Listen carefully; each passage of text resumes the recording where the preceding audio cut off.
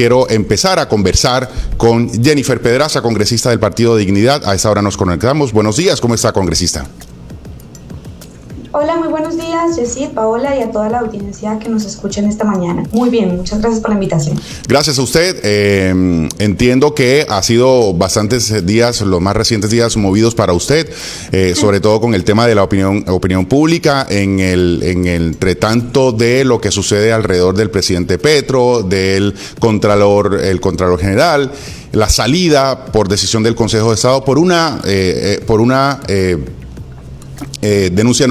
demanda a usted de nulidad frente a todo ese proceso de elección del Contralor, y que usted ha dicho que así se le quita o se le arrebata un Contralor de bolsillo del presidente Petro.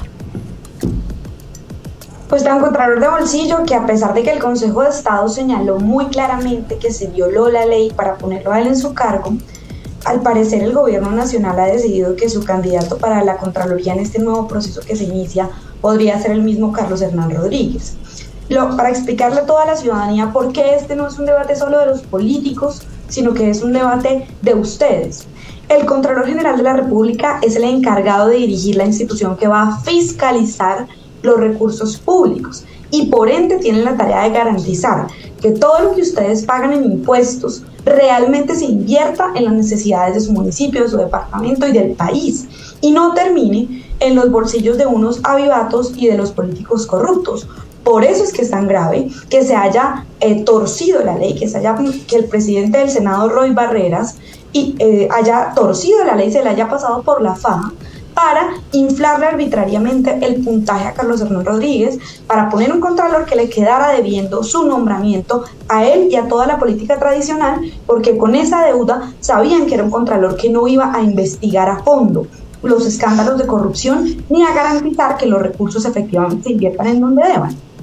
Por eso fue que nosotros desde hace 7 meses, junto con otras voces dentro del Congreso, hemos venido denunciando que ese proceso estuvo absolutamente viciado y que no podría ser más amañado. Voy a explicarlo de manera muy sencilla. El Congreso pasado hizo una lista inicial, ¿cómo inicia todo esto? El proceso de elección de Contraloría empieza con un examen, pensemos estilo ICFES, para todas las personas que se quieran presentar. De toda esa gente que se presenta, las 20 con mejor puntaje se eligen, y al final, para seleccionar los últimos 10 elegibles, se pondera este resultado con las hojas de vida. El pasado Congreso creó la primera lista de esos 10 elegibles, pero no cumplió el criterio de paridad que indica que la mitad deben ser mujeres. Por eso varias personas demandaron, y el Tribunal de Cundinamarca y el Tribunal de Medellín le dijeron al Congreso: oigan, señor Congreso, corrija esa primera lista porque no cumple el criterio de paridad.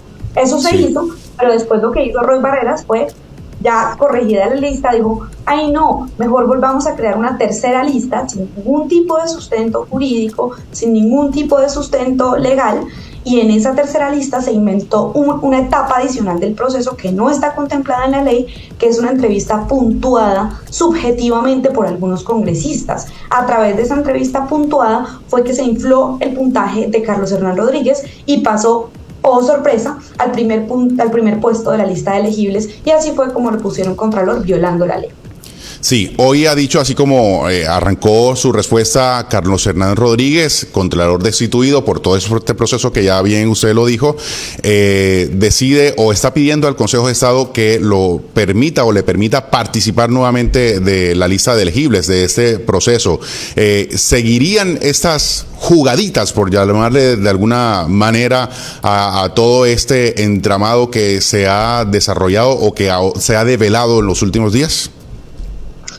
Pues si bien no fue él el que cometió la ilegalidad, sino Roy Barreras y la mesa directiva del Congreso de la República, en su corta permanencia en la dirección de la Contraloría, fueron múltiples las denuncias sobre que los partidos tradicionales, el partido de la U, el Partido Conservador y Roy Barreras, tendrían puestos importantes en la Contraloría. Y yo le pregunto a los colombianos y a las colombianas, ¿qué garantía le va a dar una Contraloría en cabeza o digamos con participación de estos partidos de que va a perseguir la corrupción que hagan los mismos políticos de estos partidos?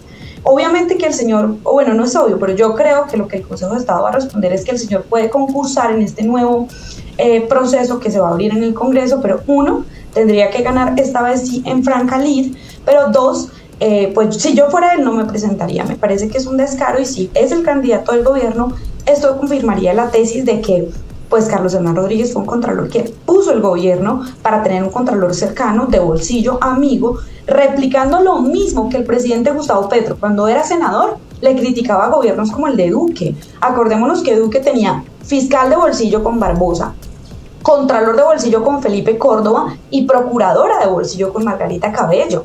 Y en ese sentido, ¿cómo vamos a garantizar que sean entes de control que hagan una buena labor si no son independientes?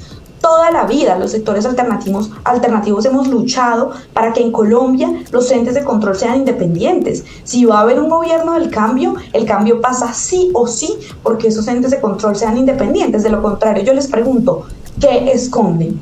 ¿A quién le están salvando, digamos, sus intereses y sus embarradas y sus actos de corrupción? ¿O realmente es que a este gobierno ya no le interesa luchar contra la corrupción y eso se quedó solamente en una bandera de campaña? Congresista, usted incluso desde que fue líder estudiantil se iba por la línea de esa línea política alternativa al gobierno, lo cual dice mucho de todo su trasegar, digamos, en este ejercicio político que ya ahora empieza a hacer en el Congreso de la República. Usted pertenece a un partido que es Dignidad y Compromiso, que son liderados por Jorge Enrique Robledo y por Sergio Fajardo. Los dos ya lo hemos conversado con ellos ahí y han sido muy críticos del presidente Gustavo Petro. Justamente hacia allá quiero dirigirle la pregunta y tiene que ver con que hay algunos sectores que la han criticado justamente porque quizá o qué le responde a los que la critican en el sentido de que su accionar, digamos, de esta demanda que dio lugar a la salida de Carlos Hernán Rodríguez de la Contraloría tiene que ver más por esa postura crítica que ha tenido con el gobierno nacional que per se el desarrollo de cómo fue elegido el Contralor. Yo estoy en un partido independiente. Yo voté por Petro en la segunda vuelta porque él prometió dos temas que para mí son fundamentales. Uno, que el cambio era con las mujeres, y dos, que no era con la corrupción. Sin embargo, esas dos han sido mis principales decepciones desde que el gobierno ganó, frente a cómo ha venido abordando las denuncias por violencias contra nosotras. Lejos de ponerse de nuestro lado, el presidente ha replicado mensajes en contra de las mujeres que han denunciado, por ejemplo, a Mauricio Lizcano, una de sus manos más cercanas, por acoso laboral y por acoso sexual. Lejos de que esto haya sido un criterio para elegir a sus funcionarios, el presidente, por ejemplo, planteó que Víctor de Currea fuese embajador de Colombia cuando varias estudiantes, casi una decena de estudiantes, lo denunciaron por acoso sexual y por abuso sexual. Y en ese sentido, eso lamentablemente ha estado por fuera de su agenda. Navas Talero, que iba a ser el embajador de Colombia en Suiza, ha sido de las personas más violentas contra nosotras las mujeres. No ha habido poder humano que haga que se haya declarado emergencia nacional por violencia machista. Fue el Congreso, fuimos las congresistas, incluyendo el trabajo de congresistas mujeres del Pacto Histórico y mujeres de la independencia como yo, y mujeres también de la oposición, como Paloma Valencia, quienes propusimos que se declarara emergencia nacional por violencia machista en el Plan Nacional de Desarrollo, pero no fue una iniciativa del Ejecutivo. Y frente al tema de que el cambio no iba a ser con la corrupción, ¿cómo yo no voy a levantar la voz cuando las cosas que yo le he criticado al expresidente Iván Duque, porque es que yo fui de la oposición a Duque, no hubo una marcha contra Duque en la que yo no estuviera? Hicimos parte de las convocatorias del Comité Nacional de Paro para el paro nacional contra la reforma tributaria, contra la reforma laboral de Duque, que proponía que a los jóvenes nos pagaran por debajo de un salario mínimo.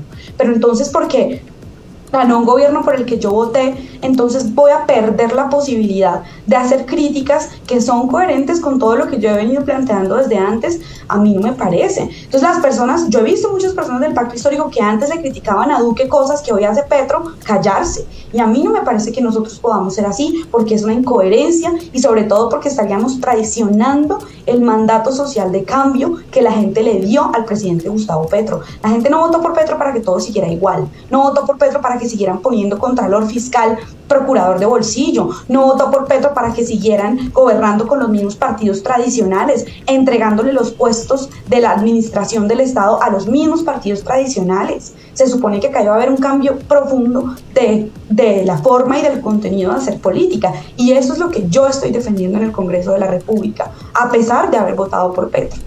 Bien. Congresista, la última, porque sé que tiene otros asuntos en la agenda.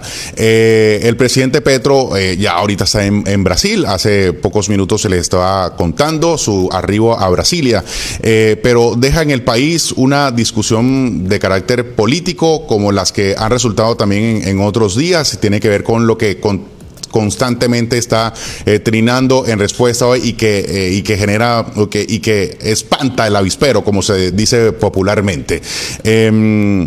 Y ha llamado e incluso ha llamado de golpe blando a unas decisiones recientes del Consejo de Estado, por ejemplo, el tema de la salida de Alex Flores, de la salida de Roy Barreras, y que le estarían quitando votos al pacto histórico, justamente eso con miras a las reformas que quiere impulsar el gobierno. ¿Qué podría suscitar en usted todo eso la forma de gobernar del presidente Petro a través de Twitter, que está generando, como le dije, alborotando el avispero? A mí me parece muy difícil que el presidente señale que el Consejo de Estado haciendo cumplir la ley o la Procuraduría, por ejemplo, sancionando al senador Alex Flores, reconocido por su escándalo ebrio, borracho, maltratando a un policía, a un trabajador, o a Roy Barreras frente a su evidente doble militancia, o que el Consejo de Estado haya hecho que se cumpliera la ley en medio de la elección del Contralor. Me parece muy difícil que le llame a esto un golpe de Estado blando, y el presidente ha hecho la de tirar la piedra y esconder la mano. Trino eso, el Consejo de Estado le responde: oiga, señor presidente, pero de manera humilde, nosotros solamente estamos haciendo que la ley se cumpla, usted lo sabe, y él dice: ay no, es que yo nunca señalé al Consejo de Estado. Varios de sus afirmaciones en ese trino en donde habla del golpe blando se refieren a decisiones del Consejo de Estado, porque también fue el Consejo de Estado el que anuló la elección de Roy Barreras, el camaleón politiquero más grande que tiene Colombia. Y en ese sentido, pues claro que es una crítica al Consejo de Estado. Después el presidente dice: no me estoy refiriendo al Consejo de Estado, sino a la decisión del Congreso de la República de cambiar el presidente del Senado. Y entonces, aunque fuese una crítica al Congreso, lo siento mucho, pero es que en Colombia existe la separación de poderes. Y así como le criticábamos a Uribe, que señalara y que chuzara las grandes cortes y que interfiriera en las decisiones que las cortes estuvieran tomando, y a Iván Duque, que se pronunciara en contra de las decisiones de las cortes como las decisiones de la Corte Constitucional, Petro era el primero que le criticaba eso a los anteriores gobiernos, defendiendo que se respetara la separación de poderes. Y ahora que él es el presidente, pretende hacer lo mismo que han hecho los gobiernos anteriores. ¿Por qué no hay un respeto de la separación de poderes? Es que eso no es un invento leguleyo caprichoso. La separación de poderes es lo que garantiza que la democracia en Colombia tenga pesos y contrapesos, aún en una democracia que concentra fuertemente el poder en el presidente. Por ejemplo, la terna para elegir fiscal la elige el presidente de la República. ¿No les parece que eso es un gran poder que va a ejercer el presidente el próximo año? No puedo estar yo de acuerdo con ninguna de las dos interpretaciones, ni que el Consejo de Estado está haciendo un golpe blando, ni que el Congreso, al elegir un nuevo presidente, pues de hecho hay un acuerdo con todos los partidos tradicionales que hizo el pacto histórico para ese cambio de la presidencia. Creo que lo que está pretendiendo es montar un discurso pues de persecución. Yo no puedo estar de acuerdo con ese planteamiento y voy a seguir defendiendo la separación de poderes, como lo hice cuando Uribe era presidente, cuando Santos era presidente, cuando Duque era presidente y ahora que Petro es presidente, porque eso es un planteamiento coherente, que no depende de qué es lo que me sirve a mí, que no depende de qué es lo que a mí me gusta, sino que es una propuesta de cambio. Colombia se merece un cambio mucho mejor que el que está proponiendo hoy el gobierno del presidente Petro, porque tampoco quiero que la gente desilusionada de este gobierno se devuelva a votar por María Fernanda Cabal, Enrique Gómez y todos los que tienen a Colombia en esta crisis tan profunda. Necesitamos una transformación diferente, un cambio mucho mejor, que es el que Colombia se merece, y por eso nosotros estamos en la independencia. No somos de gobierno, pero tampoco somos de esa oposición hipócrita que se indigna mucho por las cosas que hace Petro, pero que guardaba silencio cuando esas mismas cosas las hacía Duque o Uribe.